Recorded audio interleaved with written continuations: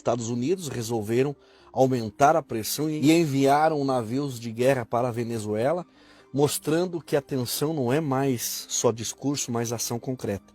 Porque os Estados Unidos, eles não prometem, eles não ameaçam, eles têm atitude. E essa movimentação mudou completamente o cenário político da região. Os Estados Unidos não estão só contra a Venezuela, estão contra o Brasil também, ou seja, não contra o Brasil brasileiro, mas contra os ditadores da toga aqui do Brasil.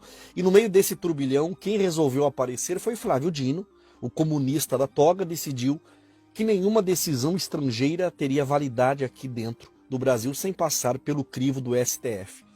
Pode parecer apenas um detalhe jurídico, mas na prática foi como erguer um muro contra a influência americana e oferecer proteção direta para o Alexandre de Moraes. E esse gesto, que ele tentou disfarçar de ato técnico, virou uma provocação de proporções enormes. Os juízes da toga deram um recado: aqui quem manda é nós, aqui quem manda é a gente. Só que em política internacional não existe vácuo, e a reação foi imediata. Washington não engoliu a afronta e em poucas horas Trump deixou claro que não vai permitir que o Brasil trilhe o mesmo caminho da Venezuela. Na visão americana, o Flávio Dino não só cutucou a onça com vara curta, como abriu uma briga direta contra Donald Trump, que já deixou a sua posição firme e decidida. O resultado? O FBI e militares foram deslocados para a fronteira do Brasil, sinalizando que os Estados Unidos não vão assistir calados enquanto o Brasil tenta se blindar das suas regras. E o mais assustador é que o Brasil não está apenas flertando com o modelo venezuelano. O Brasil está se acelerando rumo a um isolamento parecido com o de Cuba, da Coreia do Norte, da Rússia, algo que atinge diretamente a economia e coloca o país em choque com o sistema financeiro americano e global. Enquanto o povo ainda digere o impacto da notícia, o estrago já está feito. Investidores assustados, credibilidade abalada e o futuro incerto. O Flávio Dino acreditou que poderia posar de corajoso, mas acabou levando o Brasil inteiro para o centro de uma crise diplomática e econômica que pode custar muito caro para os brasileiros. E a situação fica ainda mais pesada porque informações de bastidores apontam que Donald Trump já teria reunido documentos explosivos conectando Alexandre de Moraes e o Lula com esquemas ligados ao crime organizado. O jogo, segundo essas fontes, é sempre o mesmo.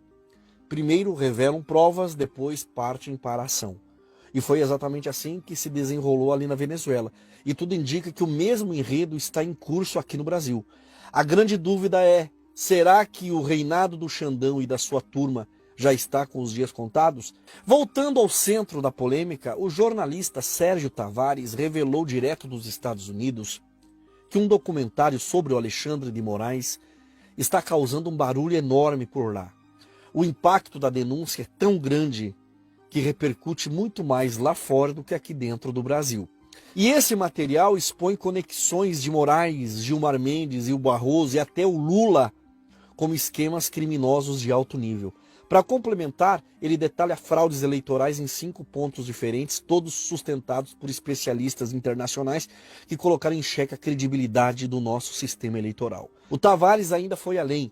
Afirmou que o Bolsonaro será solto e voltará a disputar em 2026, enquanto Moraes teria diante dele apenas 3 desfechos: cadeia, suicídio ou morte. Enquanto essa bomba corre o mundo, o Trump fortalece o seu discurso e, em meio a tudo isso, o Flávio Dino tenta blindar o STF, dizendo que a lei Magnitsky não vale em território nacional, na prática protegendo Moraes contra as sanções internacionais. Só que esse gesto foi interpretado como um desafio, como um desaforo, ou quase como se o Dino tivesse colocado um alvo luminoso em cima do Supremo Tribunal Federal, indicando que o Brasil está se opondo contra Washington. E para deixar o quadro ainda mais nebuloso e negro, Dino carrega um passado recheado de acusações como envolvimento com a Odebrecht, respiradores superfaturados na pandemia no Nordeste, contratos suspeitos na saúde no setor de combustíveis no Maranhão.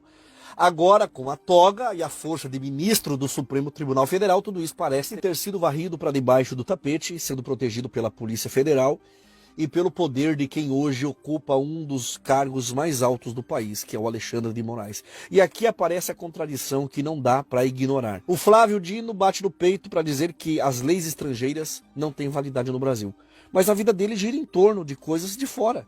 Ele usa cartão Visa, Mastercard, depende do celular da Apple ou Android, se comunica por redes sociais como YouTube, Facebook e Instagram. Ou seja, ele consome e se beneficia diariamente de sistemas internacionais, mas finge que pode viver numa bolha isolada. E quem percebeu isso rapidamente foi o Donald Trump, que não perdeu tempo em reagir. A resposta não veio por acaso, foi oficial diretamente do Departamento de Estado americano, através do setor responsável pelos assuntos do hemisfério ocidental. E o recado foi duro. Alexandre de Moraes passou a ser tratado como figura tóxica para qualquer empresa ou pessoa que queira manter relações comerciais com os Estados Unidos. Nenhum tribunal brasileiro ou estrangeiro tem poder para apagar sanções aplicadas por Washington. Bancos, companhias que tentarem manter negócios com ministros atingidos vão sentir o peso. Em resumo, se um banco insistir em segurar as contas de gente sancionada, ele simplesmente será cortado do sistema SWIFT e do dólar. E num mundo onde a engrenagem financeira gira em torno desses dois pilares, qualquer instituição que perder esse acesso, esse privilégio, não resistirá de pé. Esse cenário ficou ainda mais tenso depois da jogada do Flávio Dino ao tentar blindar o Alexandre de Moraes. Ele acabou colocando o processo contra si mesmo. Agora o risco é que o próprio Dino entre na lista de sancionados da Lei Magnitsky, ficando lado a lado com aqueles que tentaram proteger o Moraes. E é forte o depoimento de pessoas próximas ao presidente americano que afirmam que Donald Trump tem em mãos provas sólidas ligando não apenas Alexandre de Moraes, mas também o Lula com facções como PCC e Comando Vermelho. Se essa ligação for de fato confirmada, não será apenas questão de discurso político, mas de base legal internacional para justificar uma ação direta dos Estados Unidos contra o Brasil. E aí entra o que eu disse alguns vídeos atrás. Não vai existir soberania nacional que impeça os Estados Unidos de entrar aqui no Brasil com uma tropa igual eles estão entrando lá na Venezuela. O mesmo método que está sendo usado contra Maduro na Venezuela, em pouco tempo pode ser aplicado aqui no Brasil.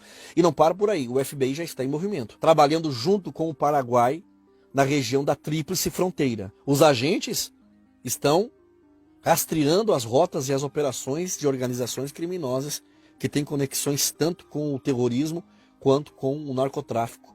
É um centro de combate ao terrorismo sendo montado aqui em Assunção, perto do Brasil, com apoio total dos Estados Unidos, mas sem a participação do Brasil. Isso deixa claro, o cerco não é apenas interno, ele está se fechando também do lado de fora. A estrutura já está montada e pronta para agir contra facções criminosas e, inevitavelmente, contra os políticos que mantêm vínculos suspeitos com elas, como o Lula. Se tudo isso avançar do jeito que está sendo desenhado, o Brasil pode entrar numa das fases mais turbulentas da sua história recente. A pressão internacional, somada às denúncias que ganham força fora do país, colocam em xeque não apenas indivíduos, mas toda a credibilidade das instituições que deveriam proteger a democracia brasileira, quando nomes como Moraes, Lula e até outros ministros aparecem em documentos e acusações tão graves que não tem como dizer que essa narrativa seja a teoria da conspiração. Isso faz o jogo mudar de patamar. Deixa de ser disputa política e passa a ser uma questão de segurança global.